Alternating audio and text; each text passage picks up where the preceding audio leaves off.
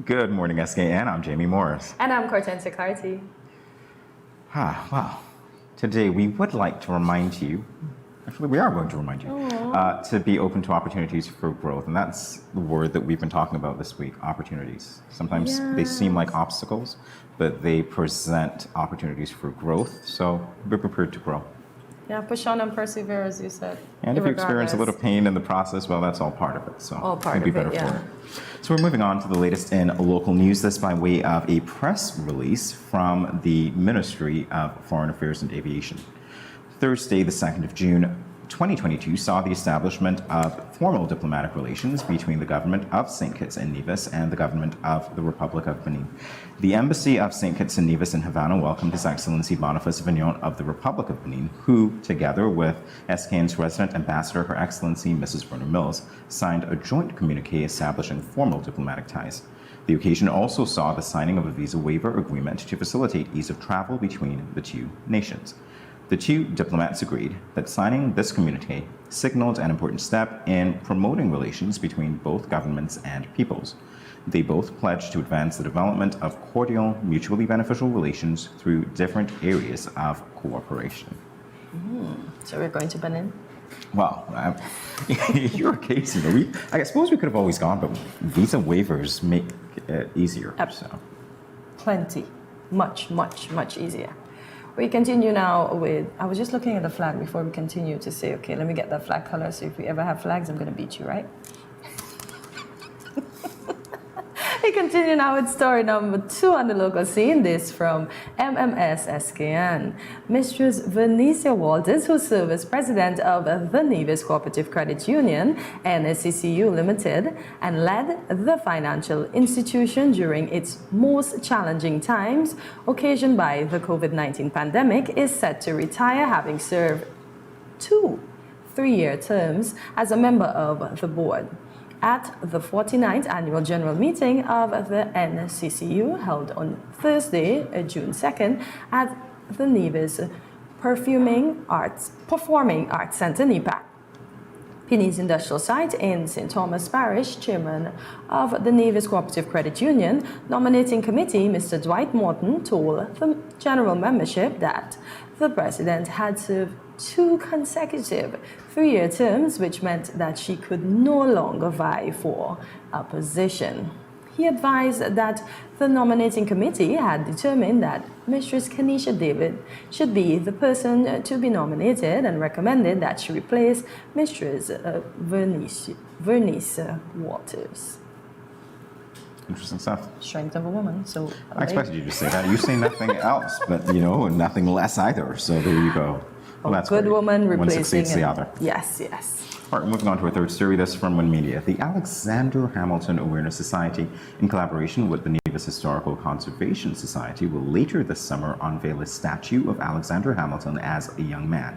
The event will take place at the Museum of Nevis History on July 22nd, 2022. The statue will be constructed by world-renowned sculptor Mr. Benjamin Victor. A series of activities will be held to celebrate the installation of the statue from July 18th to the 23rd. The activities include historical talks or discussions, island tours, and Caribbean cuisine experiences, and cocktails. So we're finally getting to see what Alexander Hamilton looked like as a young man, and that would be there for ages to come. Yes, look at that. Look at that. And there's food and there's cocktails. Leave it to you to mention the food and the cocktails. Leave it to Cortensia. What we're also going to leave to Cortensia right now is a check of the local weather. In time. Today it's partly cloudy with a 20% or a slight chance of showers, a high of 90 and a low of 77 degrees Fahrenheit. So the Fahrenheit remain the same, and as Jamie normally says, we go from hour to hour. The weather looks beautiful. Stay with us. We will be back shortly with regional and international news.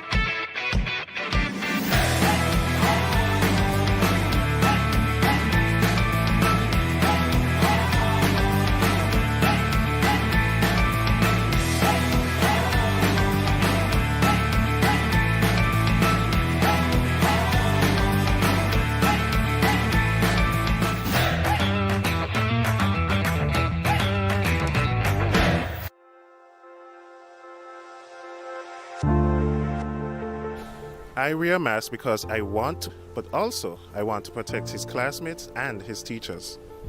I wear a mask because I care about the frontline workers who will have to work even harder if those around me get sick. I wear a mask to protect my family. I wear a mask to protect you. I wear a mask because it is the right thing to do. I wear a mask because I don't want to put any vulnerable individuals at risk, like my elderly loved ones. I wear a mask because we are all in this together.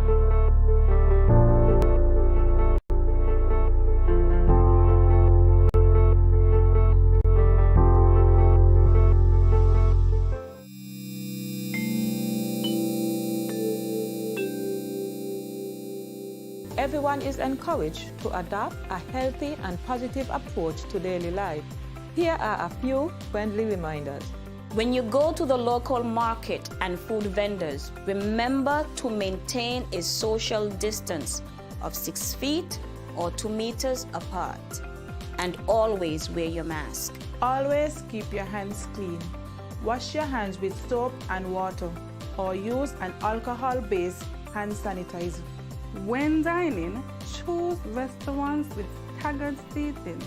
This will lower the risk of transmission. If you have a fever, cough, or other respiratory symptoms, please wear a mask and seek medical care immediately.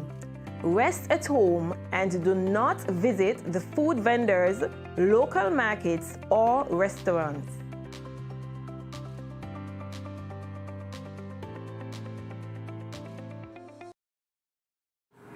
Welcome back to Good Morning SKN. We continue with the latest in regional news. Public service cuts ahead. Governor says change inevitable. This from the BVI News. The question of downsizing the public sector as a means of alleviating the enormous strain placed on the public purse has long been a weighty one for consecutive administrations in the BVI. Currently, more than 3,000 persons make up the category of public offices in the BVI's workforce. And despite a serious economic downturn 2 years ago during the onset of the COVID-19 pandemic, the government declined to make any cuts to the sector, with a decision now looming about a possible partial suspension of the BVI's constitution and a direct rule by the United Kingdom. Though the governor's concern may only have heightened in this regard.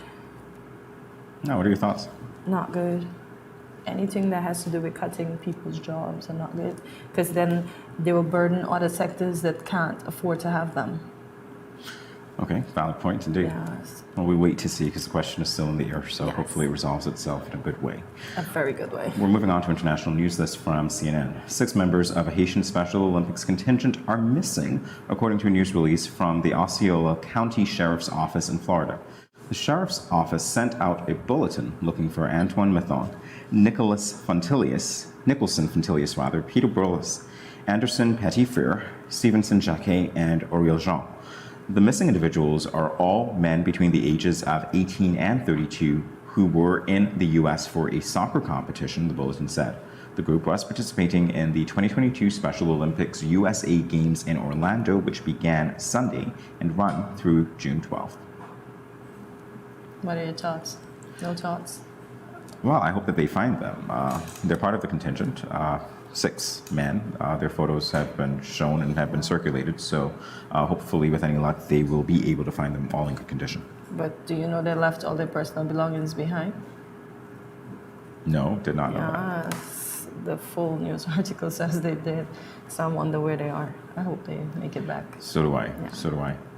Well, that's all we have for the latest for today, but we will be back with more show for you in a few. Stay tuned.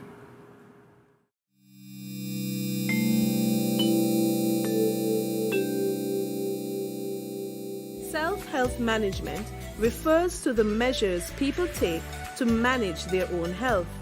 You and I should remember to Wash hands often with soap and water, or use alcohol-based hand sanitizer. Avoid touching your eyes, mouth, and nose. Take your temperature morning and evening. Watch for symptoms. Persons with diabetes or hypertension are reminded to take your medication regularly as prescribed. If you have no symptoms, you may carry out your normal routine and boost your immune system. When you are outside, avoid public spaces and wear a mask at all times. If you develop symptoms, put on a mask and seek medical care. Do not take public transportation. Inform the doctor of your travel history, any contact with confirmed or suspected cases, your occupation, and whether anyone around you has similar symptoms. If you become ill, please rest at home. Wear a mask and isolate yourself from others in your household. If you share a bathroom, disinfect daily using 1 part bleach to 10 parts water. Everyone must work together to reduce the spread of the coronavirus.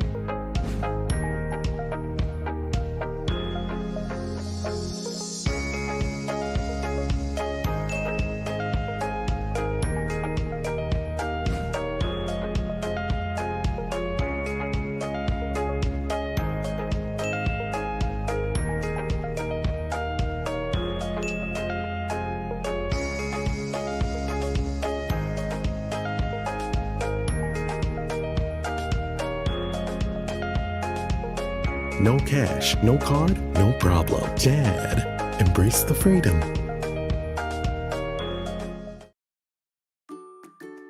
Has anyone ever touched you here, here, or here?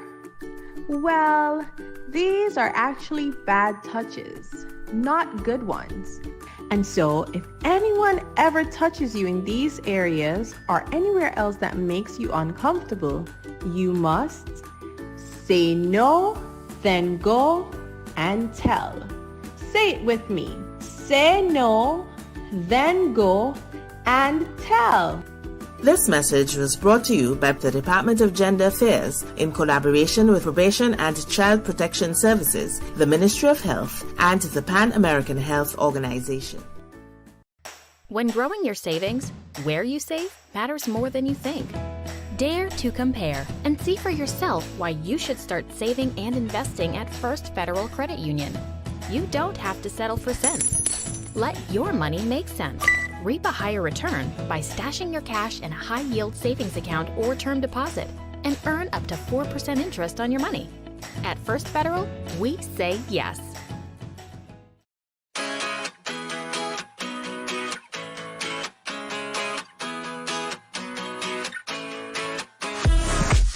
No cash, no card, no problem. Jad, embrace the freedom.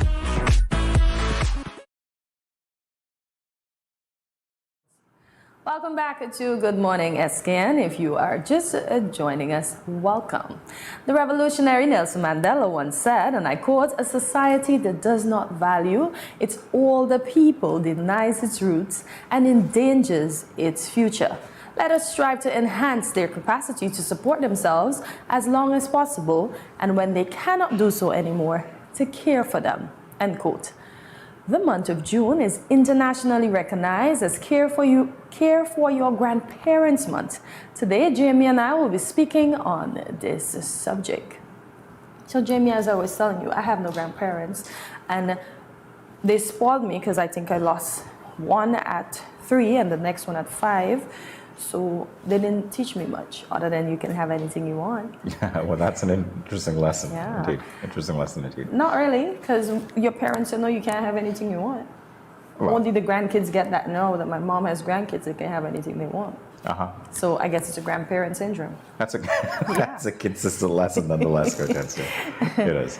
So when we talk about the value of grandparents, I would say that one of the things that I find the utility of grandparents, if I can say that, and I know it sounds a little textbook and a little, not emotional or anything like that, but when I say that, it's the preservation of culture from generations to generations. I love listening to my grandmother talk about, the way that she grew up with her siblings and the things that used to happen, even the games that they used to play, or the way that she got into trouble when she would. And if she's listening, she'd remember this one. When she was walking home from school with her sister, and her sister took a different route, and because her sister got home before her, they probably got, touches of love, I call them that. So those things there. But what I got from my grandmother in particular is that, hey, she's really good at telling us what we need to survive. In other words, appreciate what you have, and don't covet what other people have. Don't begrudge what other people possess. Be grateful for what you have. And that's one of those things that she said consistently that I hold very dear to my heart. Sometimes I joke around with my mother, and so when I said, and I say it in the way that she says it, which I won't repeat on air, but that's what it is. It's like, be satisfied with what you have, and those lessons definitely come through. So you think grandparents are neglected? I would like to say no, but I really don't know. It depends on a lot of different factors. I suppose some of those who might be watching probably are. It's possible, because as people get older, the younger generation, it seems sometimes, does not appreciate. Not just patience either. It's like we think that they're not valuable. You know what I mean? Imagine walking. They can't contribute much to society.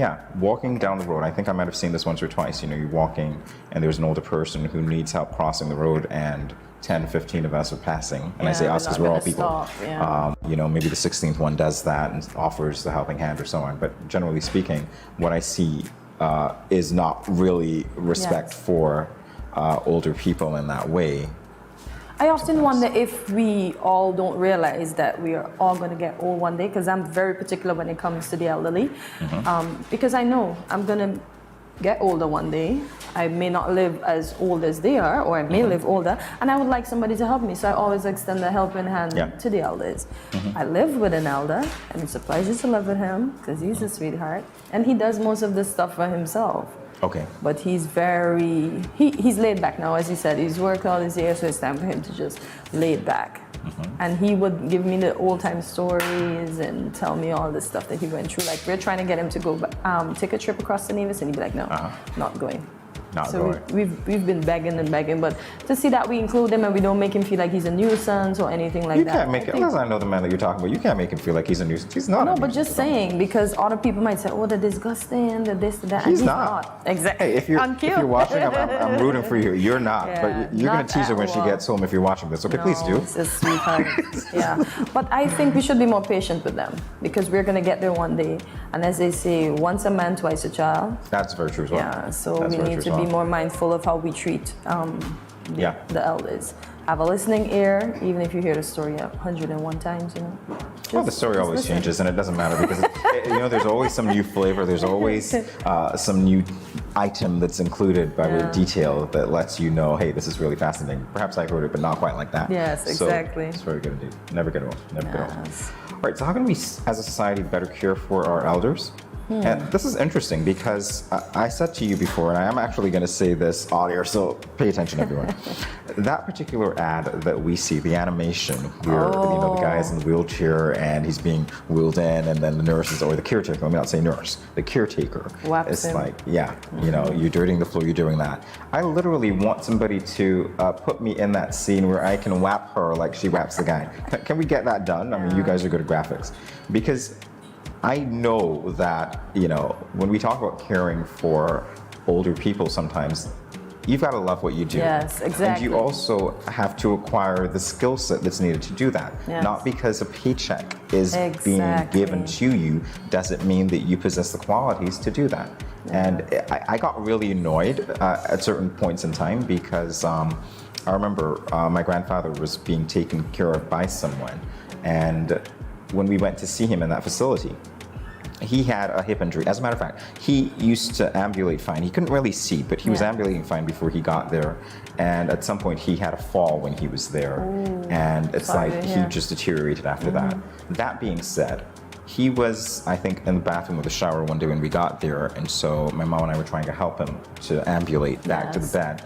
And the caretaker was like, no, don't help him. No, because he has to learn to do that on his own. Leave there. And I'm annoyed, right? But I'm saying, okay, maybe you know what you're doing. You're the expert. Maybe he needs to, recuperate on his own or whatever.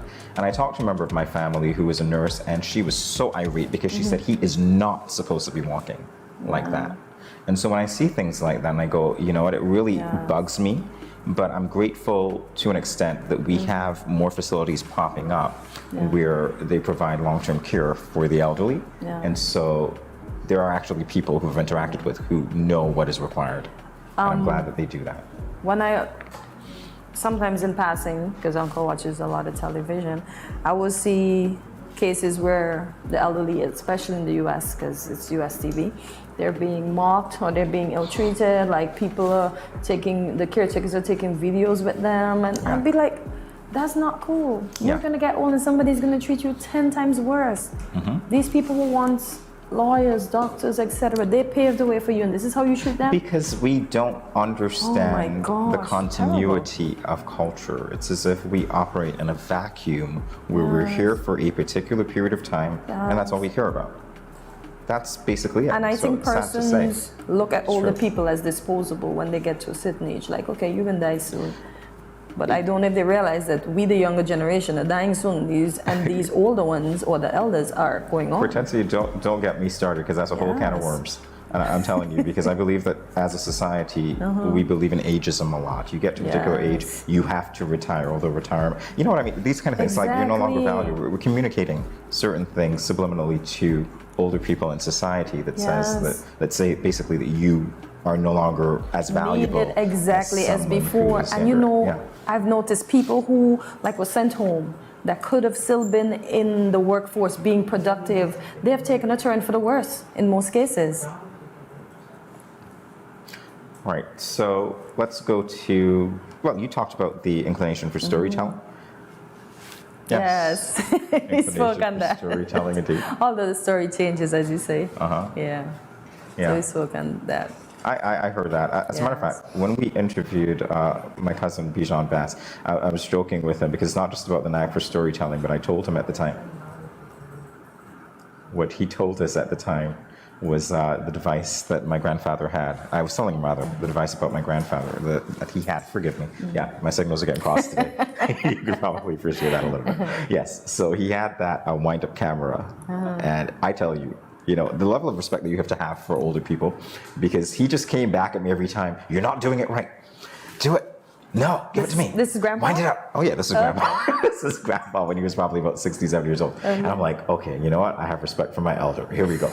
I remember another time I was sitting at the table, and because I didn't live with him, my uncle was getting married in Nevis, and I had this habit of drinking and eating at the same time. And so the beverage is there on the table, we're all around it, and I proceed to, take my cup and do it, and I get up. And I go, as a child, right? I've heard stories of people because he was a disciplinarian. Anybody who knew him would know that he was a disciplinarian indeed. And I don't think that any of us were worse for it. My aunts and my mother and uncles and so on, not worse for it at all. And so I heard stories, though, about people going away and locking themselves in the bathroom and throwing rants. I won't throw anybody under the bus, but, you can't say these things to the people's faces because they're your elders and you respect them. Exactly. Although it's a little different now. It is very different, like night and day, seriously. We respected our elders so much, and I hope that this generation, if some are listening, that they will take the advice that we're given. Respect your elders. You will get there one day, and you will want the respect that you deserve, So you give that respect now. You pay it forward. Absolutely right. It's a great way to end this particular segment. We'll be back in a moment. Everyone stay tuned.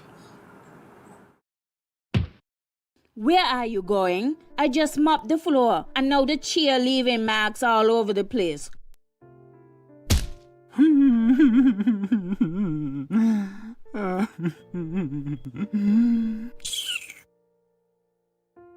Come on, go in bed, see?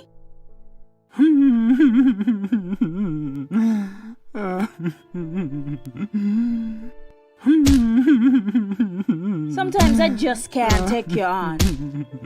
Violence is expressed in many ways. Most, unfortunately, go unreported or unaddressed for many reasons. If you or someone disabled is being abused, contact the police at 465-2241, social services at 467-1314, or the St. Kitts Nevis Association of Disabled Persons at 465-2151, 663-9077, or 663-4116.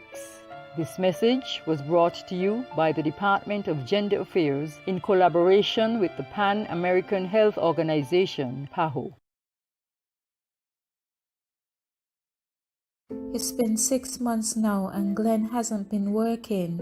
His attitude has completely changed and he's been leaving the house every day for hours and liming with his friends and coming home drunk and causing confusion. Gloria, this is what you cook today? This is not enough food for a big man like me. But Glenn, it's been 6 months now. You haven't given me any money to shop for food. Okay, so what you want me to do if my boss ain't call me out for work as yet? Look for a different job now. What you just said to me? Get a next job. What? Help! Let me Let go! go what? You let's see what we like me. Let go what? Watch your mouth with me now. The weekend mom and dad fight. When are they going to stop? Domestic violence is not just physical, it's mental, emotional, economical, and psychological. If you, your friend or family member is being abused, you can contact one of the numbers listed below for help. Department of Gender Affairs 662-5492, Special Victims Unit 662-7077, Counseling Unit 465-5000. This message was brought to you by the Department of Gender Affairs in collaboration with the Ministry of Health and the Pan American Health Organization.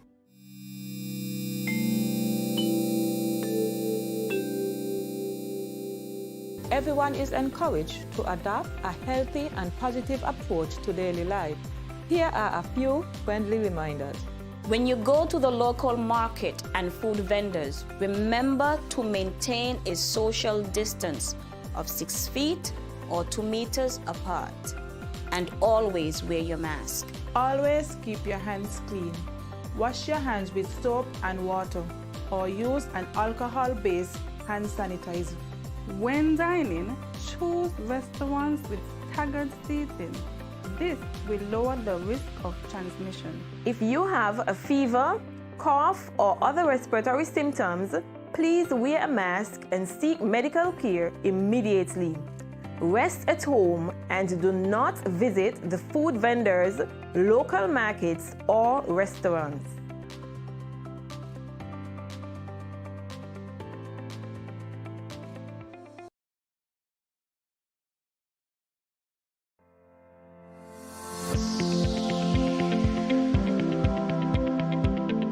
Consuming excess salt can lead to heart attack, high blood pressure, and even stroke, and other health-related conditions such as kidney disease.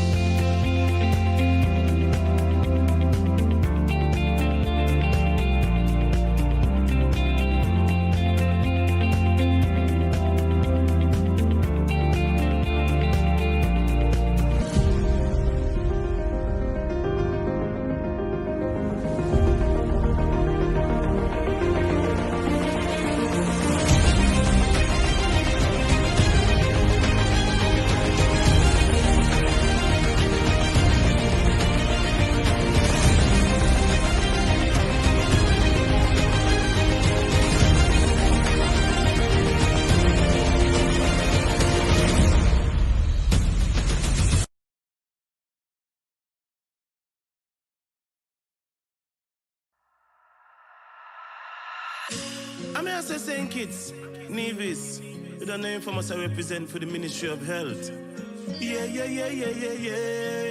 Respect the COVID protocols. In a time like this, all for one for all. St. Kitts, Nevis. Don't forget your mask. Wear it everywhere you go. Sanitize before and after everything you do. Cause you never know what's on the surface of the places you go. Maintain a safe social distance between me and you. Keep calm and stay focused. Don't be a fool, seek the facts first. And boost your immune system up. Don't wanna lose no more of us. Mask up, furlough, sanitize, observe the protocols all about. Be wise. Mask up, furlough, sanitize. Me family fitting boat. Blessed love and greetings. This is Infamous, and I am here to encourage every Kittitian and Nevisian to remember that we have our part to play in the fight against COVID-19. So sanitize, wear your face mask, practice social distancing, and go and get vaccinated. For me no know about you, but me love St. Kitts bad. Easy no man.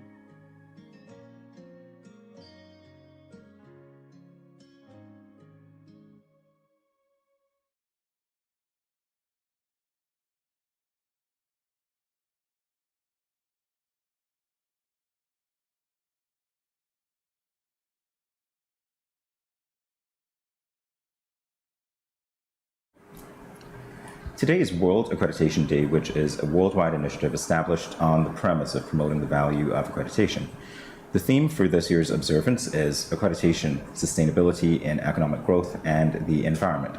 Today we are joined by members of the St. Kitts and Nevis Bureau of Standards, the SKNBS. They are Jermaine Mike, Head of Standardization and Air Quality, Dr. Marcus Natta, Science and Research Manager, and Iwan O'Dane, Head of Metrology. Welcome to Good Morning SKN, gentlemen. Welcome, gentlemen. Thank you very much. Thank you. All right, so before we talk about World Accreditation Day, very generally, I'd like you to paint a picture of exactly what the responsibility is for the Bureau of Standards. Who would like to take that? I'll let him know.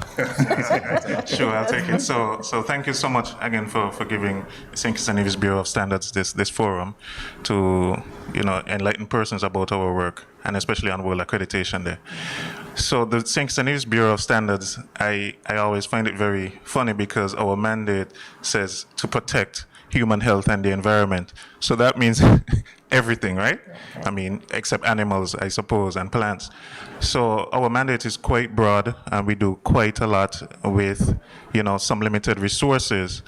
And today, as you mentioned, I have the head of metrology, the head of standards, and also air quality. Mr. Mike deals with air quality. We also have units that deal with chemistry, microbiology as well. And so, we do quite a bit at the Bureau of Standards. I suppose it's a testament that you do quite a bit, and yet it seems like the public doesn't really know what you do because there's not a problem that you haven't been able to handle, and I guess that's a good thing. Oh, that. Do you want to take that? It's just how you phrase it there. You're quite correct, sir. We haven't been able to solve our problems. So, gentlemen, what exactly is accreditation? Yeah, so accreditation is really formal recognition of an entity by a third party, which is normally known as an accreditation body. And that recognition is towards a particular internationally recognized standard. And so it gives that entity the assurance that what they say they're doing is of a high quality and gives the consumers like ourselves that trust that their tests, their processes, their service are reliable. Okay, so you Does this accreditation apply to businesses, so persons that are applying to be licensed? Okay, so in our context, we're speaking about laboratory accreditation. Of course, many persons have been to university, and your university is usually an accredited university, an accredited program. So there are varying types of accreditation, although similar in the sense that you are formally recognized by some independent body, so that your degree, for example, is accepted if you go to Australia right now to find a job. It's recognized once you did it at an accredited university. So likewise, in our field of work where we deal with laboratory testing and so on, we know that if we are accredited here, we are accredited globally. Right, so we always say in our business, accredited once, accepted everywhere, and that's what we try to do at the Bureau of Standards. So I have a follow-up question. How does meteorology fall into the accreditation, since you said you were speaking about labs? Okay, well, first thing is not meteorology. Okay. Meteorology is weather, Okay. and is actually metrology. Oh, meteorology. So, which is the science of measurement. Okay. So, accreditation is built on a few pillars, which include, not accreditation, the quality infrastructure. Okay. This is an infrastructure that ensures that goods and services meet or exceed a certain standard. Oh, okay. So, in order to have these pillars, you have accreditation as one of the pillar, conformity assessment, testing, and you have metrology. Okay. What metrology does is that it ensures that the instrumentations used to conduct measurements, whether it's in a chemical lab or it's somebody weighing at in a scale, Okay. that these equipment are precise, accurate, Okay. and reliable. So, in other words, it means that persons can have that confidence that if I get a test result, all the equipments have been calibrated. The reference material that they may use to conduct the test has also been calibrated, so that those test results are reliable, they're accurate, and they can have that assurance that they don't have to second guess the results, because they know it's been through a process, and metrology.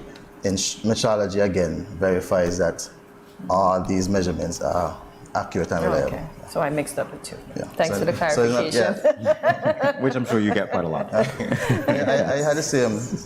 When I first went into metrology, I thought it was metrology. Oh, so okay. I was saying I got to get an umbrella and some work. I love it. I love Thankfully, it. you've learned the differences. All right, so let's talk, gentlemen, about the relevance of the theme.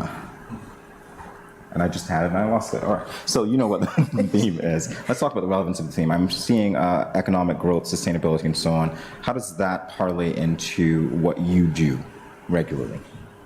Mr. Mike, you've been awfully quiet. We need to hear from you. No, because I'm waiting, because I know that standards is on the topic, but and I was letting the gentlemen speak for their respective areas. Alright, You know what I mean? okay. So that's why I'm quiet. Okay. But now I will still pass it on to Dr. Nafa. After all that. So the theme speaks to sustainability and economic growth and the environment. And we are members, and Mr. Mike will say shortly, I'm sure, that we are members of various standards bodies, in particular our CARICOM Regional Organization for Standards and Quality, CROSQ, which is based in Barbados, and internationally as well, ISO, the International Organization for Standardization, along with other entities. And under this theme, this year, the focus is really helping us to achieve some of the United Nations Sustainable Development Goals, which we are set to hopefully achieve, most of them by 2030. And in particular, things to do with climate change, land, energy, and so on. In particular, World Accreditation Day is trying to focus. So there are standards like ISO 14000, that family of standards deals specifically with environmental issues, energy efficiency, reducing climate change, reducing emission of greenhouse gases and so on. So that is how it ties in with standards and also how we could help the environment.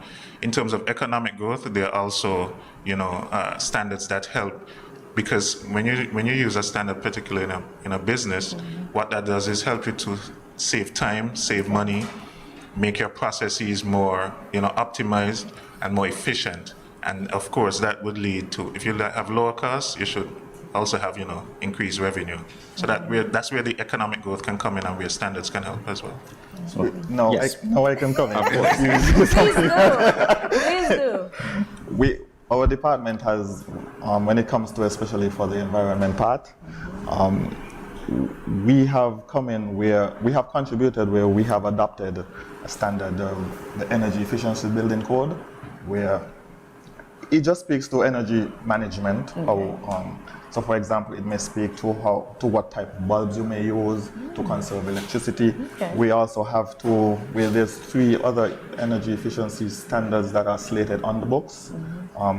That is compact bulbs, LED bulbs, and energy labeling for appliances. So for example, when you go into appliance store, TDC, Walmart, whatever, right? You would normally see a label on refrigerator or the yellow washing label? machine. Yes, the yellow label and so forth. So we're trying to enhance that labeling so that you know exactly what it is that you're buying. And as you can see, some of these labeling standards, they do labels on these appliances. They're written in different language. Sometimes you can't understand it. And this is where we come in. Right, where we're supposed to make sure, right now we're passing legislation to ensure that, we're writing legislation so that we ensure that in any good, whether that is food, appliances, or whatever the case may be, any good that enters into our country should have English on that label. Good. Right, so that people know what they're buying, they trust what they're buying, they know how to use it, they can fix it. All of this goes into the economic growth also, because if you know what you're doing, there can be businesses that can fix these things and so forth, right? So this is the part that we are also doing to drive. Well, thank you, gentlemen, for explaining that. We'll be back to talk with you a little more in a few moments. Stay tuned, everyone.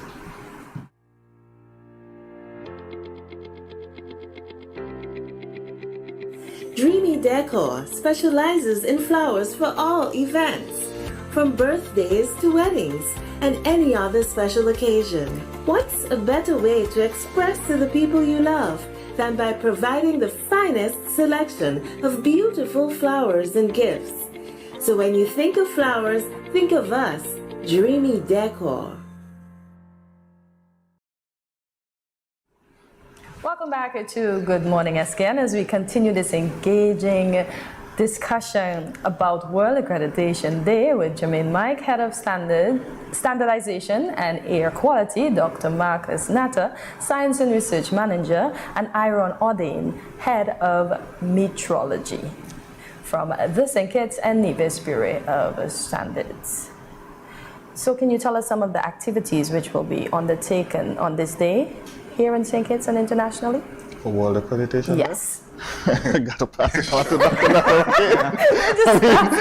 Because he's fundamentally in charge of accreditation. Okay. Yes. Okay. So globally, World Accreditation Day is a joint initiative by the International Accreditation Forum and the International Laboratory Accreditation Corporation. So in particular this year, because the focus is on economic growth and the environment, you will find a lot of activities surrounding that, specifically surrounding the reduction of climate change, which is, of course, a major topic. For us here in St. Kitts and Nevis, your wonderful program forms part of our activities for the day. And, of course, we will also be putting out a video. It might be posted already while I'm speaking.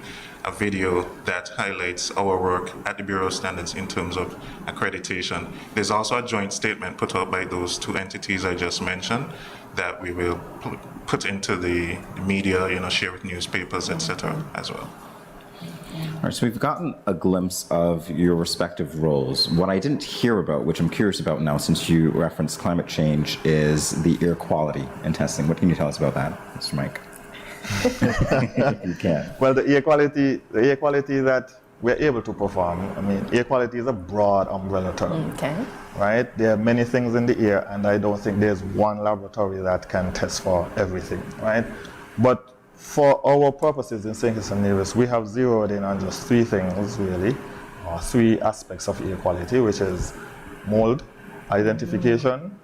We have also gases. Gases can be things like carbon dioxide, which we all know, nitrogen oxide, those kind of things and so forth. And then there's particulate matter, which is PM 2.5 and PM 10. Now you'll see me saying particulate matter 2.5 and 10 and those kind of things, right? But to describe it to the layman, as I always say, just picture a beam of light coming through a window and you see those particles that are swirling in those beams of light. Those are what are particulate matter. It can be dust, it can be even mold spores, it can be anything, fibers and so forth, right? Hair particles and that kind of thing. So if they get at particular level, they can affect respiratory functions. Yes, so that is why that we sure. test for those. Okay. So do you test before the... Okay, this question is going to be related to building. So do you test before the building is passed for occupants to go in, or do you test during if...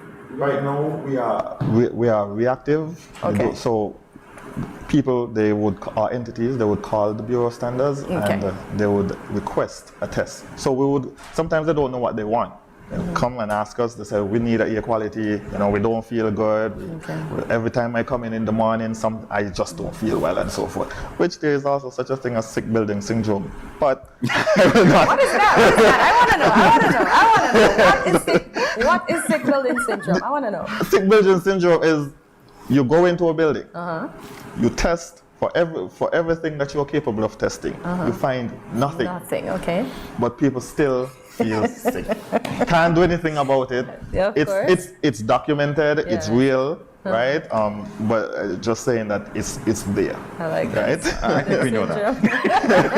It's in very public ways indeed. I think we do know that. It's normally occurs in older buildings as well. So you find that for some reason people have had a tendency. Most of the time, because of the material that these older buildings are made of, they tend to break down, and detecting a particular cause, it does be difficult because it's more than one thing occurring at the same time. Also, although it passed, something could still be occurring behind the scenes. Yeah, that's why I said that we can only test a few parameters. There may be others, like, as you said, where broken down, there may have been some material that we are not able to test for, but based on what we just can't find anything. Typically, buildings over 50 years, you find you have that sort of phenomenon happening. So you find and especially if it's poorly ventilated. And the materials that they used back in those days had things like lead and arsenic in them. They would use that in the paint and so forth, because they didn't know any better at the time. So, but now we would find people just feeling sick. So, Mr. Mike, have you ever recommended that they just tear the building down? Of course, sometimes, well, I wouldn't, I'm not a structural engineer. I'm not a structural engineer. So I typically would say, well, these are the structural defects that I see. I would recommend that you consult someone in that field to determine whether you should remove the building or not. I love the disclaimer. I love it. Very political answer and so forth. I love it. Diplomatic at best. Yes. All right, so let's talk now, because I want to give you the opportunity. As I'm listening to you, and I did say that it seems as though you're able to handle the challenges that you're faced with well, because we haven't really seen or heard anything that speaks to your inability to do so. But I'd like to give you an opportunity to talk a little bit about some of the challenges that you might encounter and the ways that perhaps the public at large could be able to facilitate you performing your duties, if there are any. Yes, there's many, especially when it comes to air quality. Well, I've spoken on air quality, but since I'm also the head of standardization, head of standards, when it comes to standard, for example, I just spoke about the labeling of goods and so forth. We have standards. We were trying to do one for food and so forth. It's very contentious, very contentious. You sometimes the lack of stakeholder engagement, people don't understand. Everybody thinks that they know how standards is supposed to operate, but when they actually go into it, it's very difficult to get stakeholder engagement, just to get to comment and so forth. It's very difficult for that. People can get, you can get on one end of the spectrum, you can get no representation or no comments. On the other end of the spectrum, people can become very irate and confrontational. Right? And you kind of have to keep your composure sometimes as best as you can. As best as you can. Right? So, and then when it comes to air quality, I'm sure everybody have heard all of the stories on the schools and so forth.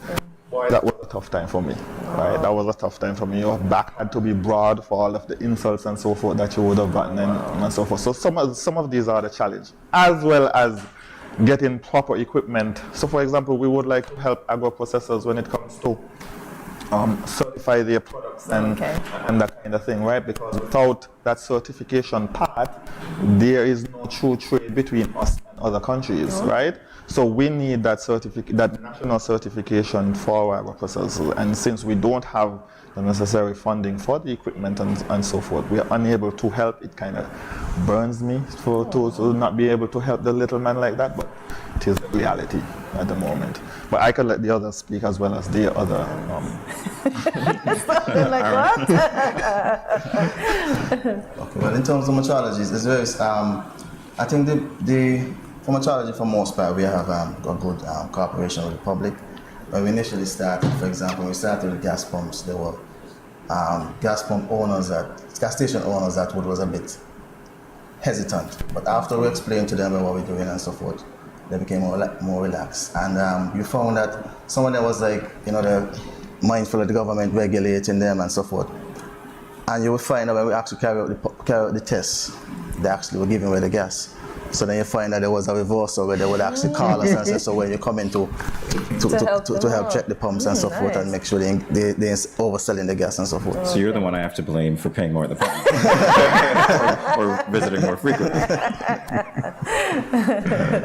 We should also note that when it comes to metrology, we have for every skill, well, because it's legal metrology that he is doing. Okay. So if you go to any gas pump, even the airport scales, as well as the very supermarket balances and so forth, you should see a Bureau of Standards sticker on there, right? Yeah. So you can look for it. If it's not there, it's either been illegally removed, or it's not. The scale is not passed for trade purposes and so forth. No, I know. You can say something. So the hanging scales that are in the supermarket? No, those are not for sale, because where they actually do the selling is at the counter. Okay, got it. Or the weighing in the back. So those are just for you to get an idea of what you're buying. Okay, so those electrical ones that we see, the flat ones? Yeah, the scanners, yeah. Okay. Great. And just one last thing. We're also building a mass metrology lab. Okay. That's the activity that we have. That's going to carry our measurement capabilities to the next level. So our measurement capabilities we recognize internationally. Once the lab is completed, we would have participated in some test and study, saying as the smallest nation on the earth would actually have our measurement capabilities registered internationally, so people could look and recognize and see what our measurement capabilities are. That's great. Do you have any timelines for us on that? So we're looking at next year November to have accreditation and then enter into what they call the key comparison database. Lovely. That's great accomplishment. Very good accomplishment. Yeah. So my colleagues did a good job in describing quite a few of the challenges. From an accreditation aspect, the St. Kitts and Nevis Bureau of Standards, we're working towards accreditation with Mr. Mike in terms of the toxic gases that he would have mentioned, and also in our chemistry lab looking at pH analyses. We do quite a bit in that area because we, for example, test and analyze the water that the dialysis unit at the JNF General Hospital will use. That water has to have certain, requirements and specificities as well, and that's a big part of what we do. Again, protecting human health, right? Yes. And so while we are still on a bit of a journey towards accreditation, which is expensive, complex, and my colleagues can attest to the fact that it takes a lot of work. Yes. We are still adhering to internationally recognized standards. But we hope by the end of this year, early next year, to have that wonderful seal of approval that we have accredited our toxic gases analyses and our pH analyses. And as Mr. Odein said, later on next year, hopefully, to have accreditation in terms of some of our mass measurements. Well, gentlemen, thank you. Very engaging discussion indeed. And we obviously just touched the tip of the iceberg. So we'll be keeping close contact with you to find out what the other developments are. Thank you again for joining us for this edition of Good Morning SKN on World Accreditation Day. Thank you so much. Thanks for the opportunity. Thank you. Absolutely. We'll be back in a moment, everyone. Stay tuned. ever hear Earthquake call and say, "Hello, Miss Lee, yes, it's me, Earthquake, I coming Tuesday around 10? No, sir. Earthquake does arrive unannounced, and when it come, it shake all sense and sensibility out of we. Remain calm, stay inside, and do the DCH. Drop, cover, hold on. Once the shaking starts, you know it's earthquake. Make a quick move to a safe place. Don't run to the door, we are in the exit. Stairs might block up or full of people. Elevator, avoid that because you might get in and poof, power gone, and you're stuck in that box without ear. Take cover under a strong table or a bed, or crouch against an inside wall or in a corner, and cover your face and your head with your arms. Remember, DCH, drop, cover, hold on. Glass windows and doors, outside walls and doors in an earthquake, bad news. Take care yourself. Most injuries during earthquakes happen when something drop and hit people entering or exiting a building. Last thing, don't want to run outside and ask, you feel it, you feel it? Remain calm, stay indoors until all the shaking stop, and do the DCH, drop, cover, hold on.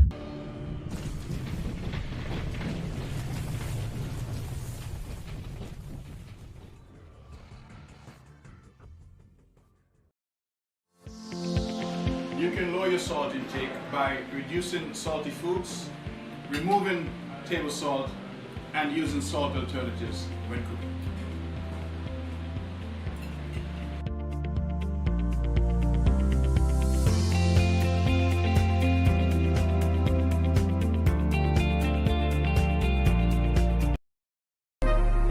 Yo, me pray every time I feel can't do no different. Swear me have a win, that's why I'ma try again. Pray every time I feel, cause God always a listen. One day I have to win, that's why I'ma try again. When growing your savings, where you save matters more than you think. Dare to compare and see for yourself why you should start saving and investing at First Federal Credit Union. You don't have to settle for cents. Let your money make sense. Reap a higher return by stashing your cash in a high-yield savings account or term deposit and earn up to 4% interest on your money. At First Federal, we say yes. I going out tonight. I got a hot date.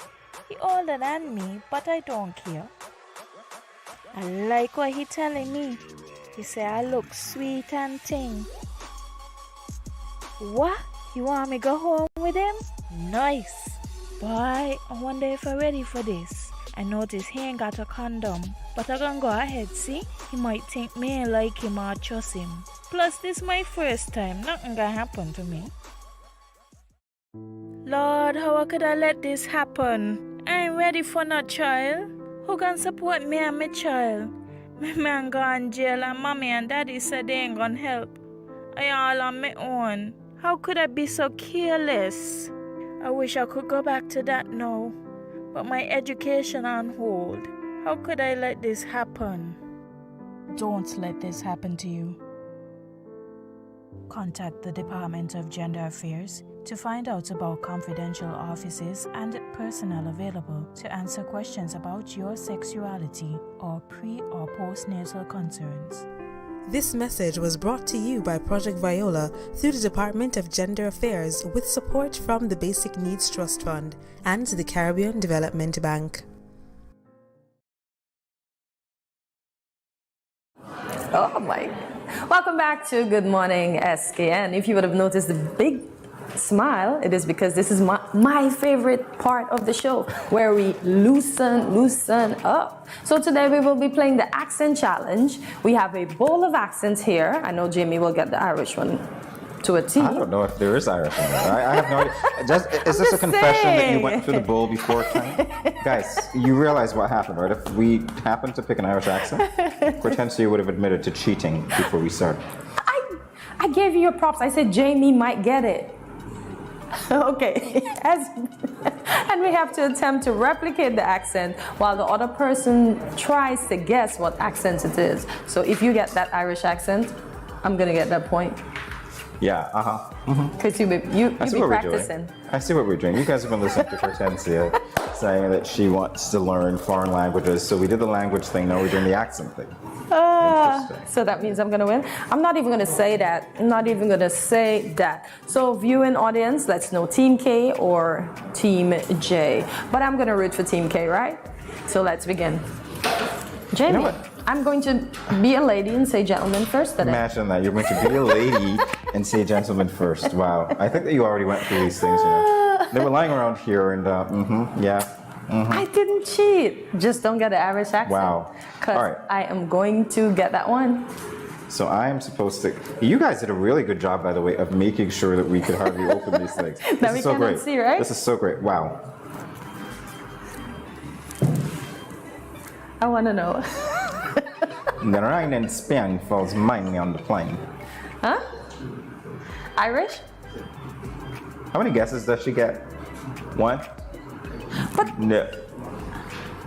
Go again. You get 2 guesses. Go so again. You get a second guess. I'm going to play me bagpipes really, really loudly. Scotland.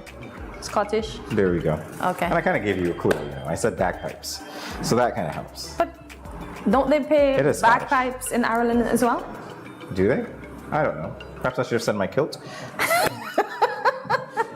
Anyway. Move Oh, on. man. That's a different game, by the way. So Jamie want to say he gave me a free point, huh? I did. Oh my gosh. I only know one person that can get this here right. How does he say it? Okay. Ooh. Oh my gosh. That's English, by the way. Do I get that? That's English? No. She said, Okay. oh my gosh. That's English. Because I don't know how to replicate this accent. Okay. I want to buy some food. I would like to buy Is that a Nigerian accent? No, that's the thing, it's not. I'm sorry, but it sounds that way. Give me one more guess. Oh Come on. my I have one gosh. more guess. Let me. That's Kittian, by the way. That accent. Oh my god. She keeps saying that, right? Okay. I'm going to give you a clue since you gave me a clue. I am going to Santo Domingo to buy some food. I don't know how to do the accent. That's the funny thing. I don't know. Can I get the point just because she's so bad at it? Can I get that point? I don't know. The accent is hard. Are we doing a Hispanic accent here? Is that what you're trying to do? No, I said I'm going to Santo Domingo to buy some No, I'm asking food. you. Are we doing a Hispanic accent? Is it No, because Latin? Spanish don't go like that. What? No. What is Spanish, it, Cortez? Reveal it, please. Haiti, Haitian. I don't know how to speak like a Haitian. But you're going to... Wow. To Santo Domingo to buy Guys, some was that a food. clue? From Haiti I'm sorry, to help me Santo here. Domingo. Was that a clue? They share the same I continent. talked about They share the same bagpipes, okay? landmass. I said me for mine. And what she gave me wasn't anything in French. Cortensia, no. But you know I what? can't Move poly- on. Even if I polyglot. You know what the strategy is? We're gonna just toss these all over. It's confetti all over again. Great. You know what the strategy is right now? Because I feel like, you know, I don't know how to do speak Haitian. the Only accents one guy I better. know that speaks Haitian Wow. very well, and that's the comedian. All right, I'll give you this one. Let's see if you get this. I have to go to the supermarket, eh? When I get there, I'm going to pick up a pack of Lucky Charms, eh? Ireland, Irish, No. Portugal. No. Oh my gosh. And you already passed that, by the way. Portugal? Yes. You can't read this, but it's Canadian. Huh? Canadian? Canadian. What? And I gave you the clue. Because the Canadians tend to speak and add A as an EH, those 2 letters, Oh to the man, end of their that's sentences. rough. So No. that's Canadian. I didn't know. I don't know. Do I get the point for being better at giving clues? Can I get that point? Because No. so far, You gotta guess. that's not representative. Ooh. Buongiorno. Is that Italian? Yes, this is the best I can do. All right, she's getting better. She's getting better. Buongiorno. Wow. I don't know. This is rough. Okay, here we go. Yeah, I guess not. So Jamie got 1, but his stuff is still saying 0. Imagine that. Because you know what? We're gonna I forget made the sure you got your hashtag. point. We're gonna forget the hashtag Team K, and we're just gonna call it hashtag Team Cheat. 'Cause that's what she does. Do you understand? I said Jamie got 1, but his points board is still saying, or his score, or the scoreboard is still saying 0. So I ensure you got your 1. Yeah. I'm getting no love. Yeah. My co-host isn't Whatever working we with me say, today. whatever we say. Yeah. I'm still reeling from being the one who gives better clues, like this one. I want to go to the Outback and. Australia. Oh, there you go. See. Australian, I should say. Australian. But you know what? I'm playing this game wrong, so it's about to get real. I'm giving you clues. I'm not giving you any more clues. Okay. I'm going to see how good you are. So that's Cortensia with 2 and me with 1. I'm popcorn. What? Are you Jamaican? I have no idea what you are. Yes, you are. Okay, there we go. So we're tied. We've got the time. It's running out. Let's go See, again. our scoreboard's not changing It's though. confetti. Here we go. Did you see that? Our scoreboard is So not. whoever has to clean this floor, I'm very sorry. Jamie has 2 as well. Wow. I feel like I'm going to show you this thing. You guys were really good at folding these things. You really didn't want me to see these things very easily, did you? Really, really good at folding these things, I tell you. Oh my gosh. Okay, let's see what I'm going to do now, because my signals might have gotten crossed in recent times. Let's see. Wow. Uno going to campus. Huh? Uno going campus. Wait. Beijing. Okay, there you go. Give you the clue again. No, the accent. Well, You had a little bit of accent. I had a little bit. Okay, Yeah. That's good to know. You still recognize it. Oh my God. We're going to New York. Is that the They accent? still don't yet. No. If it was New York, I would have been like New York, but it's not New York. Can we It's get in the the core? Caribbean. No. Going to the corner. No, today I think I'm going to swim. I see that's Bayesian. I have that down. But oh my gosh, they mix. They have Caribbean and a sort of American in their thing. I don't know. It's a Bahamian. Oh gosh, you got it. Thank you very much. Because I can't figure. And I still didn't get the accent, by the way. So technically, I got That's 2 what points. I'm trying. I'm trying. I got the clue. It's rough. I got the clue without the accent. Because I'm trying to. That's bonus. But because Bahamians speak Caribbean and then still American. Yeah. They would dispute that, by the way, just so you know. Don't worry, I can't see. Too easy. Yet. 7. Yet. Irish. Irish. Yet. See, I told you I'm Yet. gonna get it because he's been practicing the accent unknowingly. She cheated. This is how we know she cheated. You Nope. said that I would get it. I got it. There you go. So I've been there on vacation a few times, at least I think, maybe 3 or more times. I have family that actually live there, and oh my gosh, You're giving me it's an my English accent, favorite aren't you? place. Yes, Okay. To And I'm not vacation. sure that's an English accent. I tried. That's a kind of accent. I'm not sure that's English. I don't even know what to call it. I tried. That's English. K for Hortensia in English. I tried. English. I tried. It's not my. Wow. So we're tied. And we've got 50 something seconds The left. Naima vibes. If I goof this one, I'll be sure that we win. Both. Oh boy. I'm smiling already.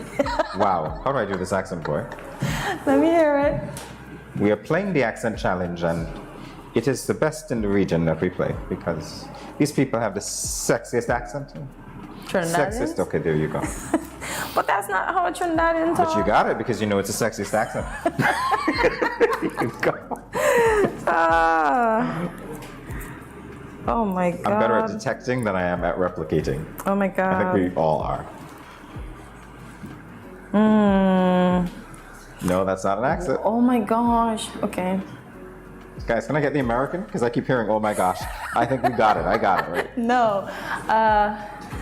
Tengo mucho hoteles en la. That's an accent? Yeah. Or that's a language? Accent. That's a language. You better figure out the language. Okay, al lado del norte de americano. Es muy bueno para Mexican vacaciones. Spanish? Oh my Is it gosh. Hispanic accent? Al lado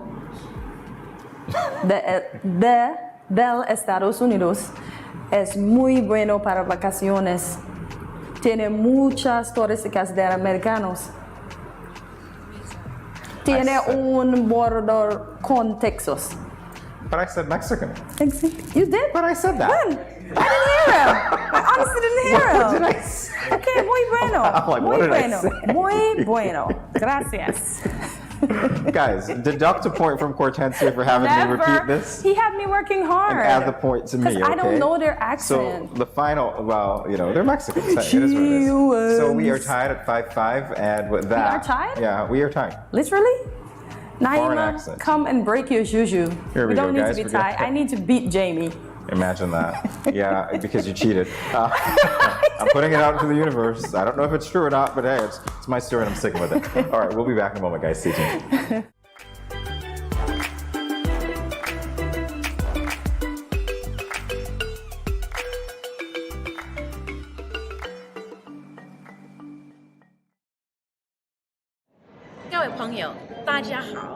Greetings, my lovely people. I'm Chantel, residing in Taiwan. 12 hours time difference. It's nighttime here, morning time in SK. I'm busy and on the go. However, I always manage to keep up to date with what's happening in SK. All thanks to Good Morning SKN. Good morning SKN. Ciao bango! Consuming foods like bananas, potatoes, and dried peas and beans, such as lentils and kidney beans, contains potassium, which helps to reduce salt in the body.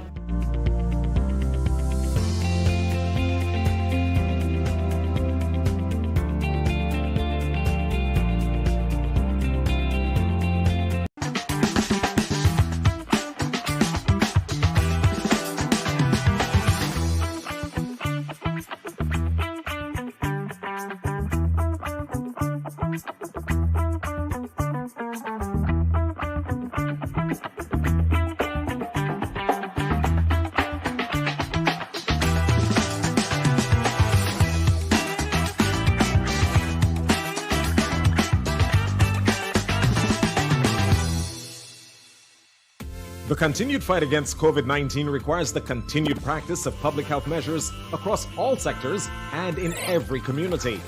Frequent and proper hand washing, wearing face masks, and physical distancing. Do you know who is not physical distancing? The Aedes aegypti mosquito. Let's avoid overloading our healthcare systems. This means simultaneously protecting yourselves and your loved ones from all disease, including mosquito-borne illness like dengue fever, Zika, and chikungunya viruses.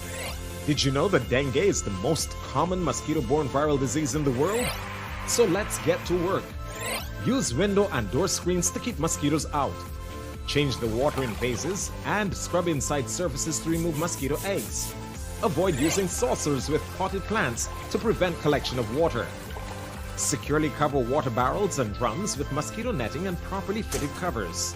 Scrub the inside walls of water barrels and drums with detergent 1 to 2 times per week. Walk around the outside of your home and remove or overturn containers that can collect water and become breeding sites. Mosquitoes only need a small amount of water to lay their eggs. Remove unwanted cans, bottles, buckets, or used tires. Other items still in use must be properly stored in covered areas to avoid water settling in them. Clean roof gutters and air conditioner trays. Debushing and removing tall grass from around your home or establishment is also key to reducing mosquito populations. To decrease your risk of being bitten by infected mosquitoes, use proven personal protective methods too. Apply an effective mosquito repellent to exposed areas of skin according to manufacturer's instructions. Wear light-colored long pants and shirts while outdoors in the early morning and late afternoons. Further, protect vulnerable family members like pregnant women, children, the elderly, and persons who are unwell by using mosquito nets to sleep or rest, even during the day. Fight the bite and protect yourself and your family too from mosquito-borne diseases. This message is brought to you by the Pan American Health Organization, Office for Barbados and the Eastern Caribbean countries.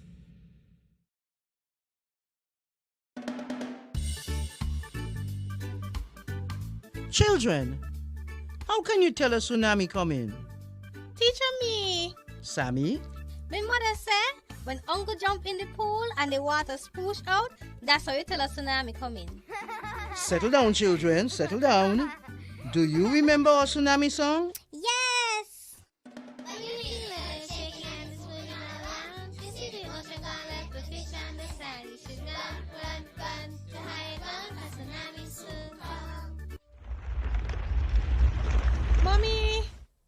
not hear any other shake. Hush your mouth. Daddy, Uncle not here and the sea gone. Who cares? You don't see all them free fish? Quick, give me the bag. This is how you tell a tsunami I come. Teacher says so. I would have failed in school, you know.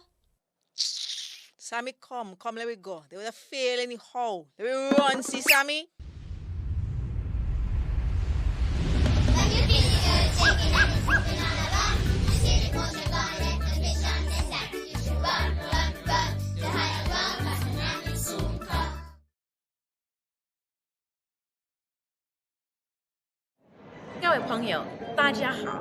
Greetings, my lovely people. I'm Chantel, residing in Taiwan. 12 hours time difference. It's nighttime here, morning time in SK. I'm busy and on the go. However, I always manage to keep up to date with what's happening in SK. All thanks to Good Morning SKN. Good morning SKN. Ciao, bango!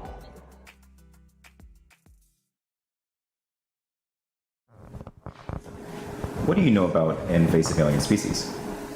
Well, if you know nothing, like me, our next guest will surely inform both of us.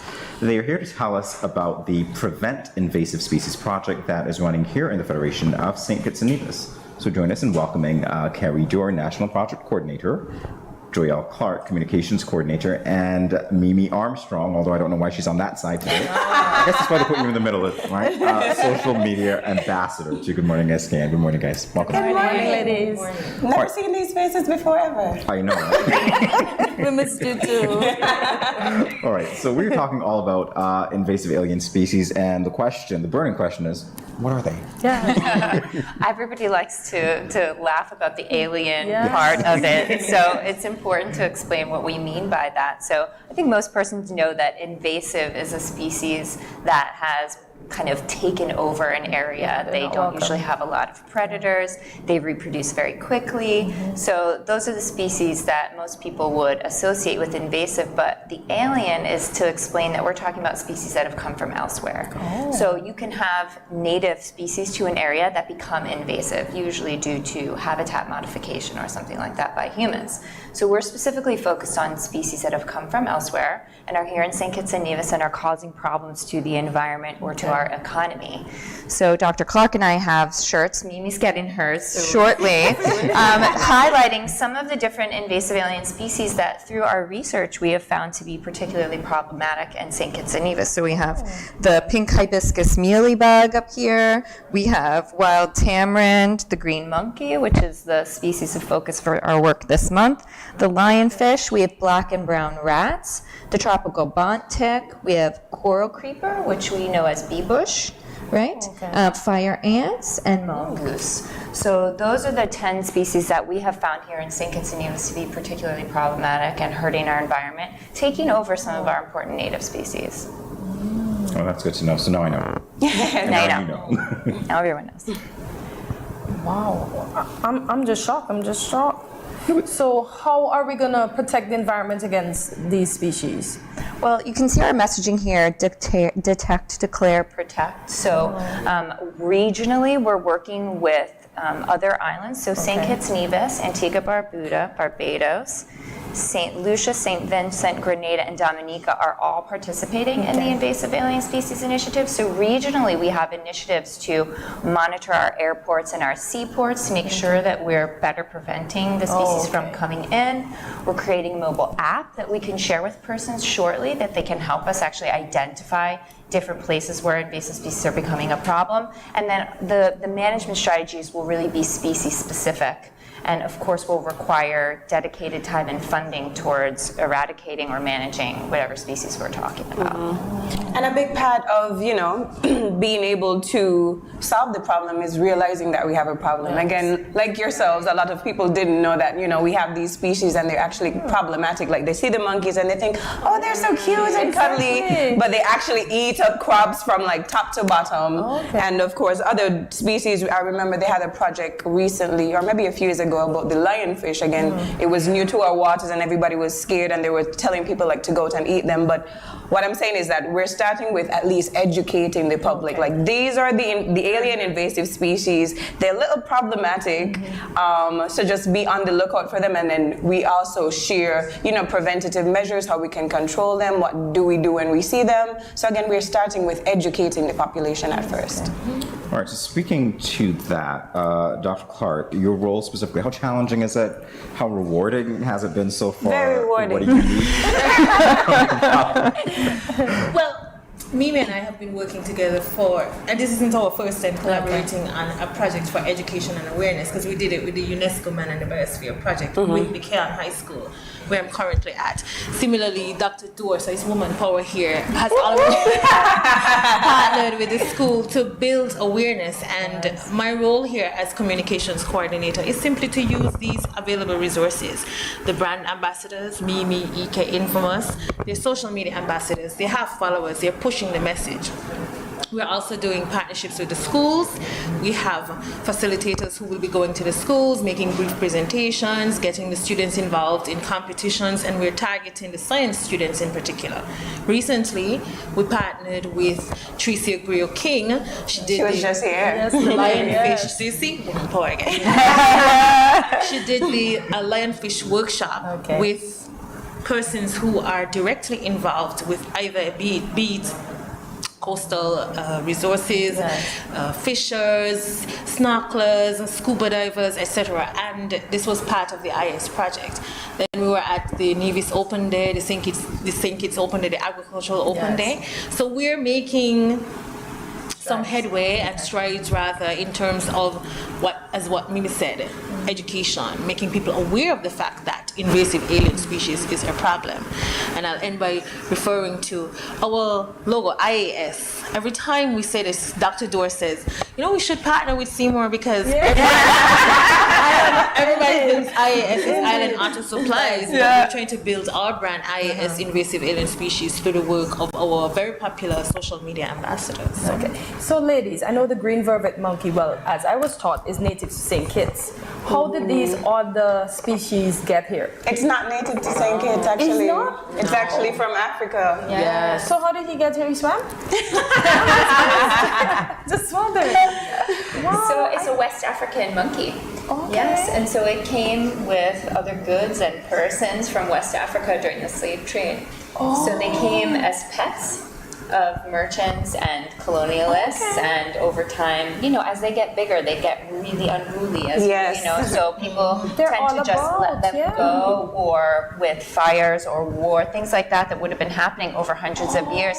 You have all these escapees, and then over time now you have thousands of monkeys on our two small islands, as well as Barbados. They're also a problem in Barbados, and they're starting to become a problem on other islands. St. Martin is now having an issue with green monkeys that have come from St. Kitts and Nevis on boats. And it's important to mention, that we know, well, Dr. Do, you can speak to that we no longer call it the green vervet monkey. We don't call it green and vervet really mean the same thing, right? Vervet is French for green, and our species used to be vervet because it was a subspecies of another cousin in Africa, but they've been given their own species name now, so they are the green monkey, not the vervet monkey. Once I see the monkeys in St. Kitts, I'm to refer to them as the green monkey. Okay, got Correct. It's a fairly new thing, right? And so we've been really focusing on helping to better understand the monkey's impact on agriculture, biodiversity, tourism, and households over the last 4 years, because when the persons that are overseeing this work, the UN Environment Program and CABI, which is the Center for Agriculture and Bioscience International,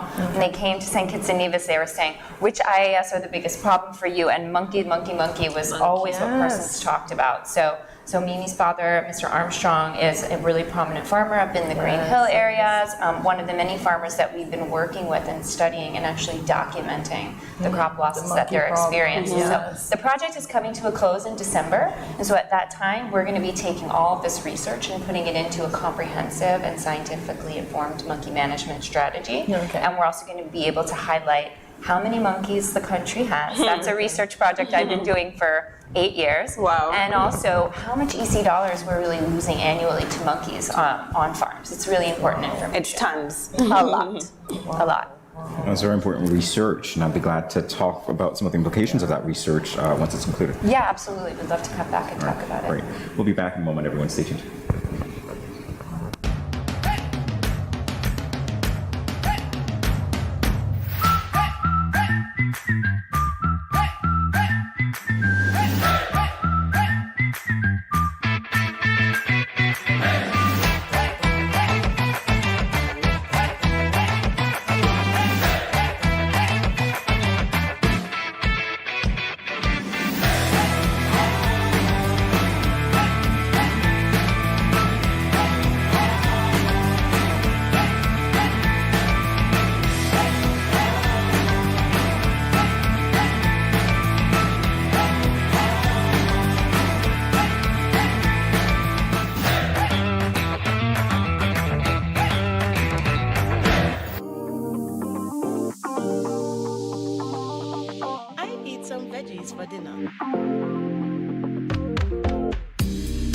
Let me just check the amount of sodium in this can.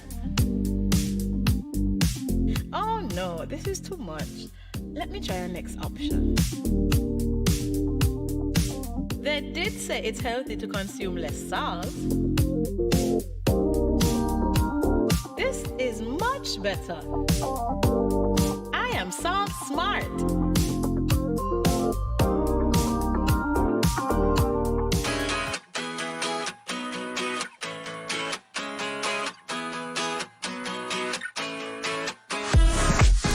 No cash, no card, no problem. Dad, embrace the freedom. Welcome back to Good Morning SKN. We are speaking all about the Prevent Invasive Species campaign with Dr. Carrie Dorr, National Project Coordinator, Dr. Doyle Clark, Communications Coordinator, and Mimi Armstrong, Social Media Ambassador. So Mimi, let's talk about this. Social Media I love the stats. So Social Media Ambassador here. What has the response been like? What is your role? How have you undertaken that particular role? Well, of course, just using the platforms like I usually use them. I'm very talkative with my friends and followers on social media. And the project has been really, really interesting even for me. Yes. So it's something that I was interested by. And my dad is a farmer, of course. I'm also very connected to it. Like my dad feeds me still. Wow. So I'm very invested. And again, the information was very informative and it was brand new to me. There was things that I was learning that I didn't know before. And I thought, well, you know, if this is interesting to me, I'm sure that it would be interesting to other persons. And the response has always been great. Like people are always blown away, just like you guys. Yes. Most people didn't know. They thought that the monkeys, of course, were native to St. Kitts. Yes. And a lot of the other species, like they didn't know that they were invasive. But of course, you see them around. You take notice of them. So like even people would say, "Oh, I met them from small." Exactly. Yes. Even like the bee bush. I don't know if you remember bee bush as a child, just growing over things and stuff like that. You did you tie it around your neck and you're playing with it, and you didn't realize how prevalent it was on the island and how invasive it is, and then how much damage it could be causing to the environment. So again, it's very interesting when I put the information out there and people are like, wow, I grew up seeing that, or I have that in my yard, or people are saying like, oh, I have this problem, I've been dealing with this problem all the time, how do I deal with it? I remember when we posted about the fire ants in specific, like lots of people are like, whoa, I have these in my yard and I've been trying to fire ants. Yeah, but I've never seen fire ants since I've been here. No, I have seen them very here. I have seen, like, I remember first, a long time ago, I saw them on Discovery Channel, and they were saying that they were poisonous. Like, some people got bitten from them and died, and I was like, whoa. Anaphylactic shock, yeah. And then I saw them in St. Kitts, and then I was really, really panicking, but I haven't heard of anybody dying from being bitten from fire ants. But even on my dad's farm, there are tons of fire ants. Yeah, and again, as Dr. Kerry would have mentioned, that invasive species, because they don't have much natural predators, they just go on and on. Like the monkeys, like we don't really eat. Let me speak for myself. I do not eat monkeys. I do not. I heard it's really great. I do not eat it. I heard it's great. But again, like we don't mass like most of the population doesn't eat monkeys, and what attacks monkeys that you know of? Nothing. So they just go on populating with the ants again. A lot of persons used to kill monkeys during the sugarcane industry. So Right. when we were growing sugar as our main way of making money as a country, there were rangers on every estate that would shoot any animals that came Prevent into them the from field. messing with the So crop. we actually have, for the monkeys specifically, we've seen a real shift in the last, sugarcane ended in 2005, so the last 17 years or so, Right. we've seen them coming down.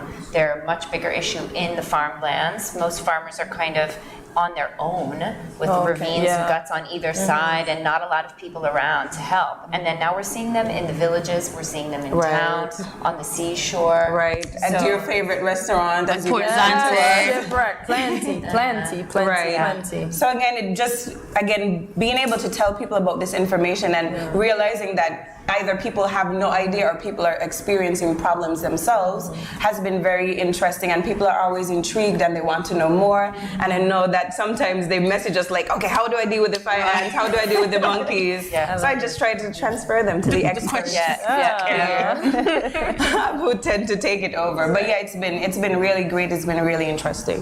And I think the feedback, the response has been, overwhelming. We're really grateful for you for sharing this Thank you. information. Yeah. So ladies, other than the fact that Mimi just touched on the public reporting, how else can the public join in controlling these invasive species?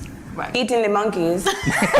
It's true, that's one of the ways. I remember again when they had the lionfish, I keep touching your shirt. That's okay. They had the lionfish campaign. They actually had lots of initiatives for fishermen and people to start eating the lionfish. It's important to know that lionfish are edible. So there's a difference between poisonous and venomous. So venomous is when something has to inject you to hurt you. So like ants are like that. You could eat a fire ant, although it would bite you on the way down. But lionfish, you can take the spines off and consume. It's not poisonous. It has to spike you for it to hurt you, right? So they are healthy and edible. And green monkeys is a debatable. But they can also be used to feed. If you were to have a dead monkey, you could feed it to an animal very safely, more safely than you could to a human. Last week, Friday, Dr. Dorn and I did a presentation at the Can High School with the environmental students, and we were talking about lionfish and where did it come from. And I said to them, well, surprisingly, there was a hurricane and the aquarium got damaged and the lionfish was there, and it just went into the water. So the student who also participated in Tricia's lionfish awareness workshop said, teacher, it was Hurricane Andrew. And I said, right. Yes. And they just moved south from Bahamas and they came down, and like Mimi said, there's no natural predator. So it will reproduce millions of eggs, and what happens? It takes over our water. So we have to eat them. And they're delicious. Lionfish. Really good. I don't care. No judgment. But lionfish is delicious. Yes, but lionfish is something that we will continue to promote as something really great. I know that there are certain restaurants, I don't want to leave any out, but I know Coconut Grove is one. There's a certain woman in town that sells them at her stand. Tricia Grew would be a great reference for anybody who was interested in getting lionfish to eat in terms of the different vendors that are carrying it. Okay, nice. That's great. So I love the partnership here. I love the energy that you bring as well. In our final moments, though, is there anything that you'd like the public to know that we have not yet put out into the airwaves? Just to keep an eye out, the Department of Environment's Facebook page and Instagram page is where we've shared already in their permanent posts. So there's lots of information on those pages, and then we're going to continue to share as we develop more content for viewers, and also the strategies that we develop for specific IAS. And the mobile app, as I mentioned. So we really would like persons to get involved using that and help us identify problematic areas. Right. So there's a video that we are supposed to look at. So we'll take a look at that right now. Thank you. Okay.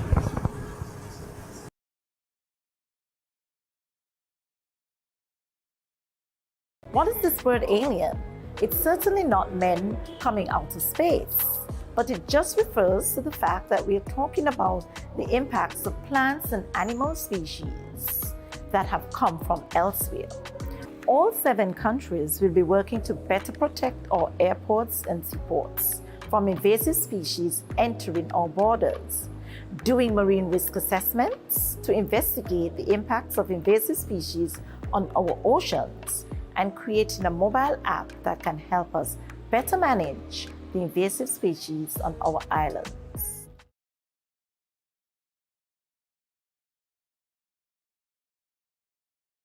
All right, so I love the definition, by the way, what it's not. It's Yes. very important. Great video. I think it was informative, and lots of fun to work on. I enjoyed you ladies, although I was shocked in the beginning. That's something you're scarred now.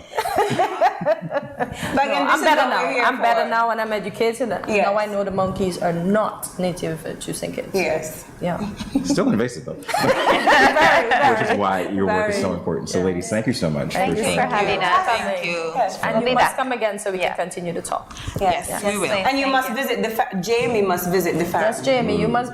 You We know, are going to be having it. With the camera crew. All right, great. We got the invitation on air. Okay, we'll be there. And our next project is actually on Mimi's father's farm, Mimi's farm.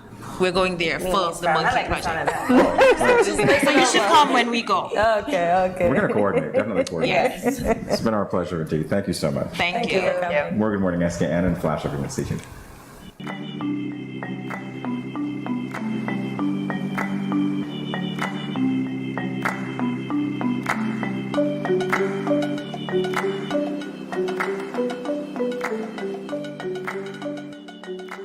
Good morning, this is Carol from Lux Carnival, and I listen to Good Morning SKN.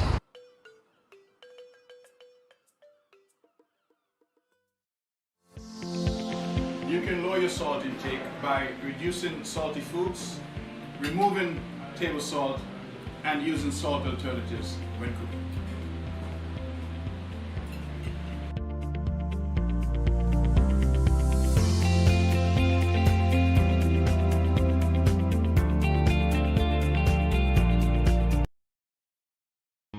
Bless up, Dejo here, and I'm doing my part in the fight against COVID-19 by following all safety protocols and most importantly, rolling up my sleeve for the vaccine.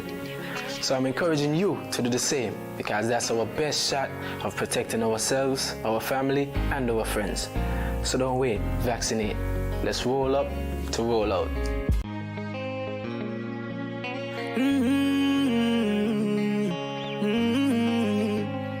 Yeah.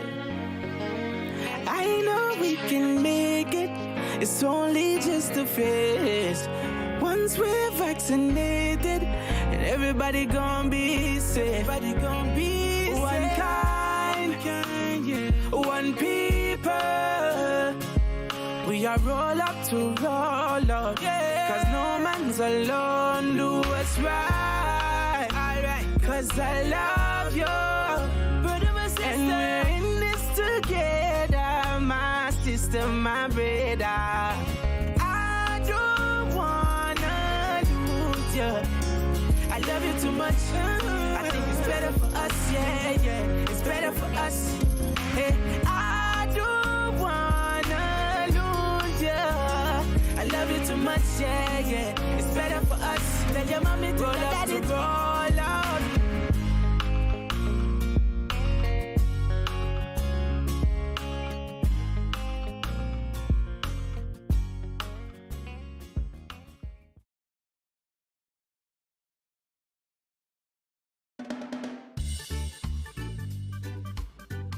Children, how can you tell a tsunami coming? Teacher me. Sammy? My mother said, when uncle jump in the pool and the water spoosh out, that's how you tell a tsunami coming.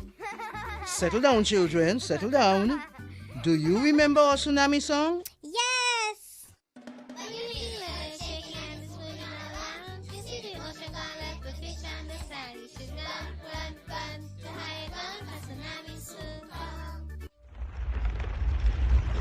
Mommy, uncle not here and the other shake. Hush your mouth. Daddy, uncle not here and the sea gone. Who cares? You don't see all them free fish? Quick, give me the bag. This is how you tell a tsunami I come. Teacher says so. I would have failed in school, you know. Sammy, come, let me go. They would have failed anyhow. Let me run, see Sammy.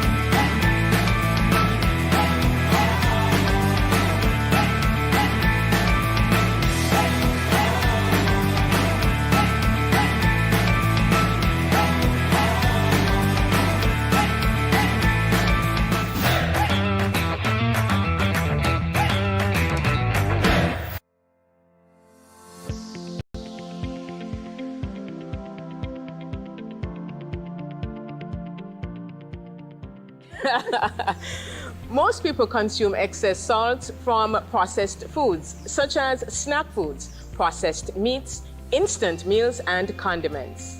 Instead, use fresh vegetables, ground provision, fresh meats, and natural herb seasonings, just like our grandparents did, and just like you did with this soup.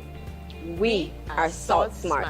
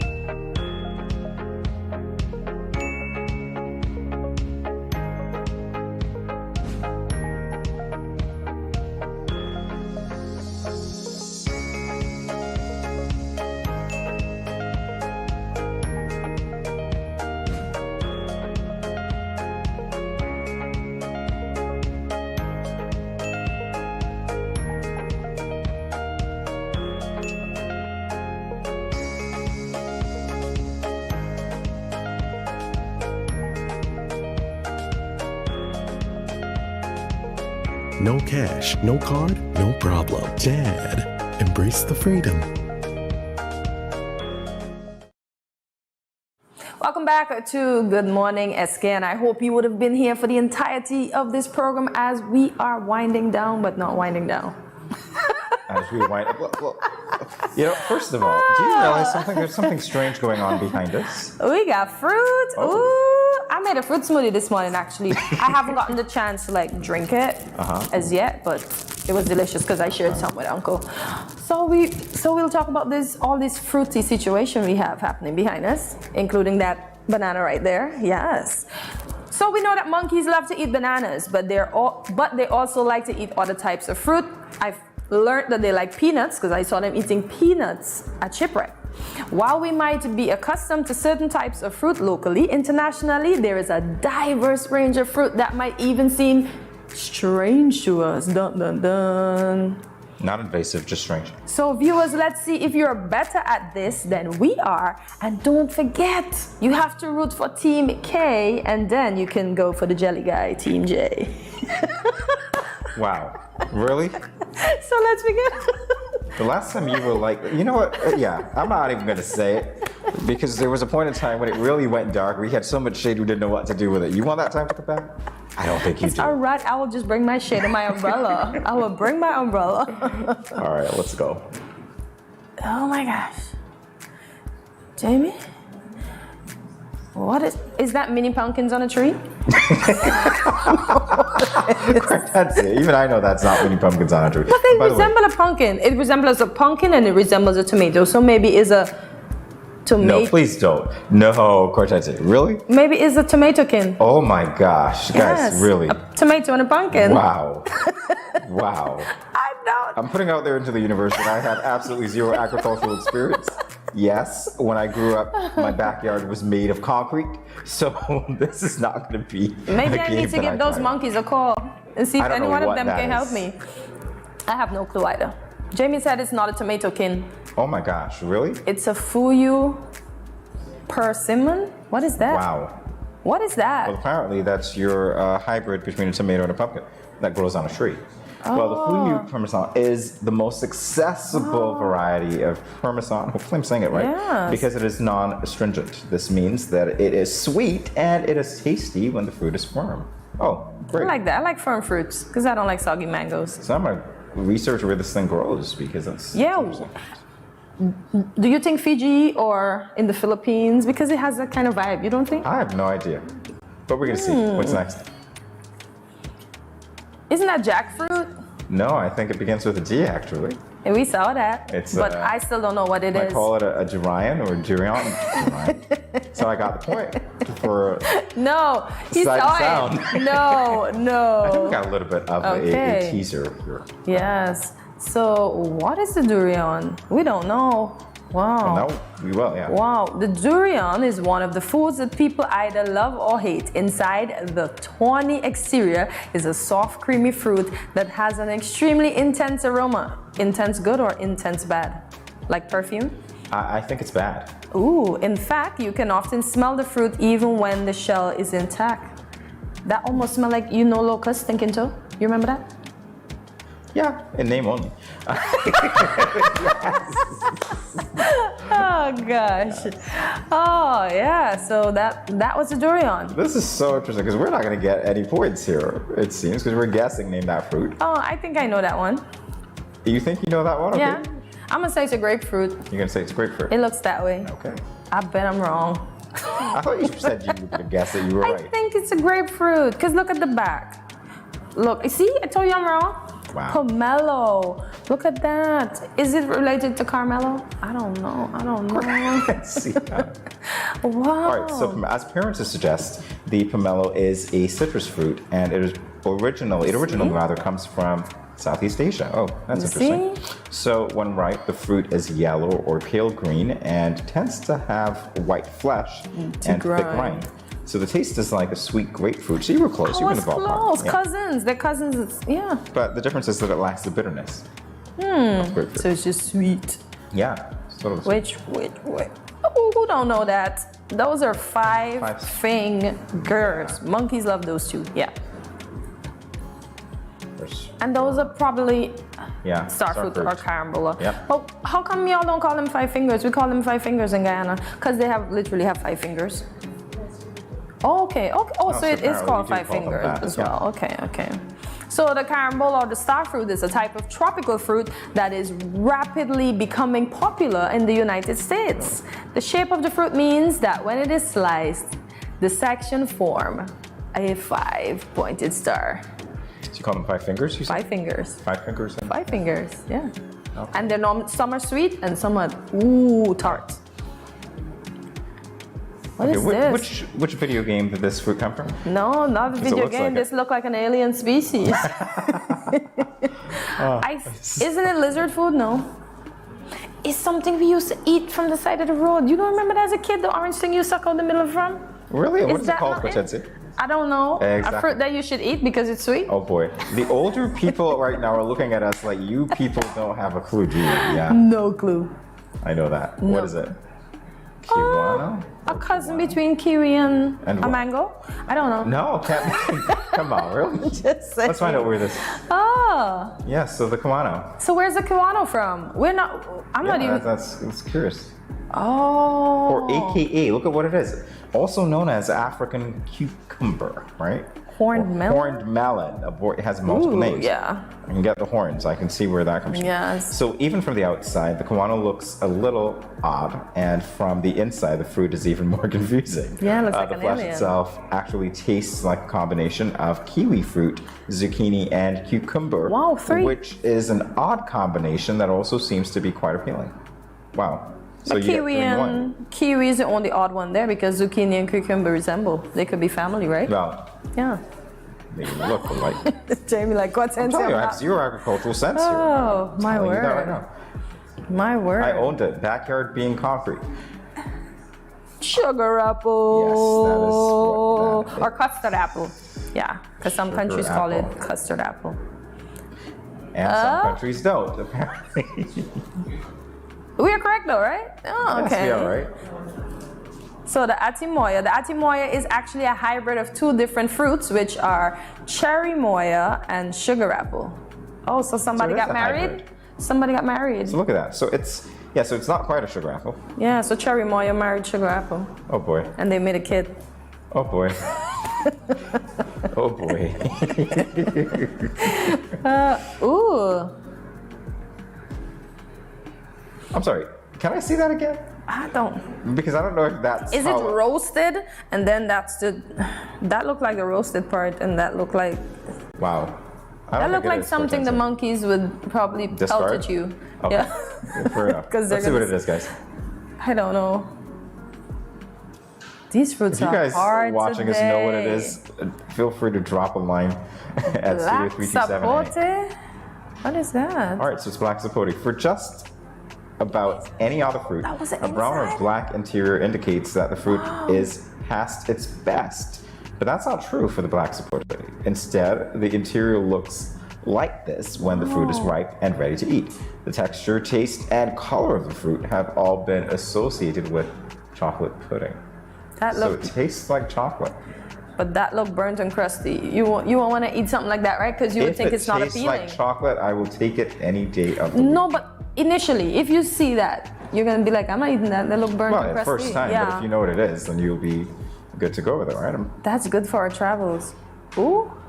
That is Is a that the cocoa that is loco. Or the cocoa? I don't know, cocoa that's loco. It looks like an octopi cocoa. Oh, cocoa melon? I should have guessed that. Is it cocoa or cocoa melon? Cocoa melon. Oh, it's not that one actually. What it is Buddha's hands. Oh, Buddha's hands. Yes. Oh, so Buddha's hands, multiple different variety of Buddha's hands exist, often with considerably variations in the way that the fingers are held. Look at that. The use of this fruit is largely ornamental, both because of its appearance and because of the aroma of the fruit. Ooh, I wonder how it smells. What do you think? So you're literally going to eat Buddha's hands. Literally. So I'm gonna get more wisdom. Interesting. Look at you. Oh my This God. is definitely a fruity segment, guys. I know. By the way, feel free to bring in the fruit smoothies at the end of it. We're waiting. We are patiently waiting, and I hope the viewers are. I know we have none today. Huh? I said I know we have none today. That's why I was joking about it. Oh, no smoothies? Okay. I hope the viewers got more than we got. Oh, soursop. If I missed this one, something would be wrong. I know. We. Not be from St. Kitts and Nevis and missing this one at all. Yes. Guanabana. That's it. Mhm. Okay. And we know what that is, right? Yes. And we know what the soursop is. Yeah. The inside of the soursop has white pulp along with black seeds that cannot be digested. The flesh itself tastes like a combination of pineapple and strawberry along with some more sour citrus elements. It's really great, guys. If Yeah. you haven't tasted it, hey, They go say the taste it. seeds cannot be digested. However, sometimes they are ingested. You know what? I think it's time. I think it's about that time where we say goodbye. I think Hortensia needs a rest, don't you? Well, I hope they would have ingested us today. Yeah. Really? Well, that's you. Every Guys, segment of she's the on her- show, I mean, she's not She's on her me, own on you. that one, okay? She's on her own on that one, right? So, thank you for joining us for another edition of Good Morning SKN. Yeah. Okay, hold on a second. Apparently. Oh, okay. So apparently my signals are being crossed all day. Must be the wires. All right. So, yes, we're going to take a quick break. We'll be back in a moment, everyone. Stay tuned. Yo, me pray every time I feel can't do no different. Swear me have a win. That's why I'ma try again. Pray every time I feel, cause God always a listen. One day I have to win. That's why I'ma try again. When growing your savings, where you save matters more than you think. Dare to compare and see for yourself why you should start saving and investing at First Federal Credit Union. You don't have to settle for cents. Let your money make sense. Reap a higher return by stashing your cash in a high-yield savings account or term deposit and earn up to 4% interest on your money. At First Federal, we say yes. Consuming foods like bananas, potatoes, and dried peas and beans, such as lentils and kidney beans, contains potassium, which helps to reduce salt in the body.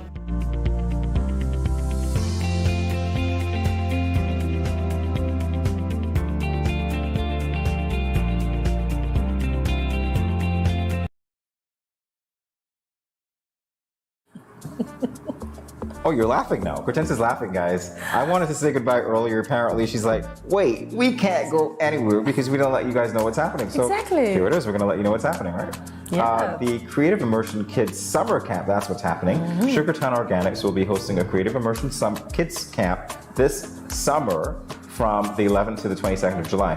Creative skills such as soap making, ooh, awesome, scrubs, clay jewelry, candle making, and so on will be taught.